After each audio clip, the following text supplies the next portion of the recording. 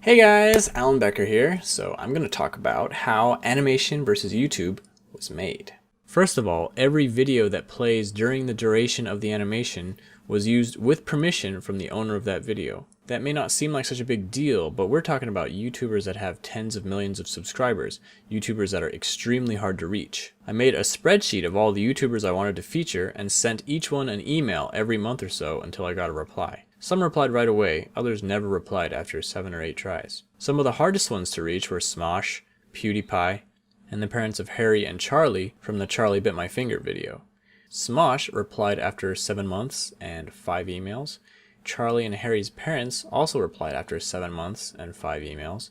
And PewDiePie was a special case because I happened to know someone who worked at Maker Studios, and that person was able to ask PewDiePie for me. So the acquiring of permission was an ongoing process that lasted about 14 months. I started out the animation by writing a storyline and making sure that it ended well, because the ending really defines how you feel about what you just watched. I don't use a storyboard because storyboards help you plan shots and camera angles, and my animation is more or less one continuous shot, and I don't use camera angles. It's all flat. Also, with a storyboard you decide what the setting will look like, but in my case the setting is already defined by the YouTube interface, so I can't really deviate from that. This was the first time that I hired animators to do actual character animation for me. I would set up the scene by moving some dummy characters around the screen to show where the sticks need to be at what time, and the animators would replace the dummy animation with character animation. This process worked out pretty well. In total, I outsourced 206 hours of work and did 688 hours of work myself. So that means 23% of the animation was outsourced this time, versus 15% when I made Animation vs. Minecraft.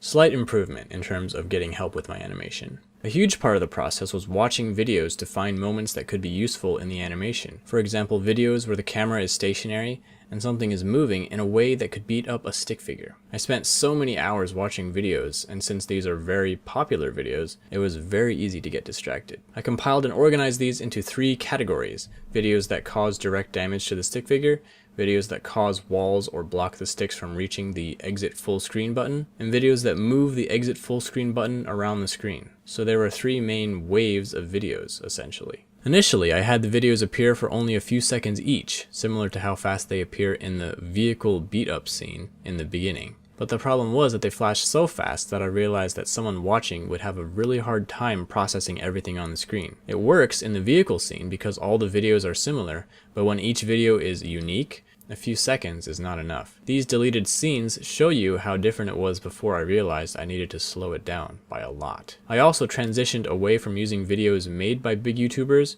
to focus more on viral videos that were famous in their own right, and trying to show the actual faces of the famous YouTubers instead of just using their videos. The part where YouTube uses videos to speak to the stick figures was a very interesting project. First, I decided what I wanted him to say. Then I used a tool called CC Subs to extract the automatic captions of any video and let me search for the words that I was looking for. It was tricky because even if they do say the word that I'm looking for, it's usually blended with the previous word or next word, so you have to find an instance where they say the word on its own or at the end of a sentence. That feeling.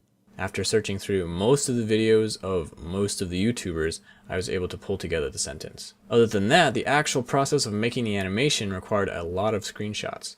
I basically rebuilt the web browser and the YouTube interface by putting together pieces of screenshots and using the same fonts so I could replicate all the text as well. If you are an animator and want to look at the actual project files, I'm offering a digital download of them on my website, on sale for the next month. If you are an animator and you don't know about my second channel, definitely check that out. Also, I have a Minecraft channel for anyone who is a fan of Studio Ghibli. Alright, thanks for watching, and I'll see you guys later.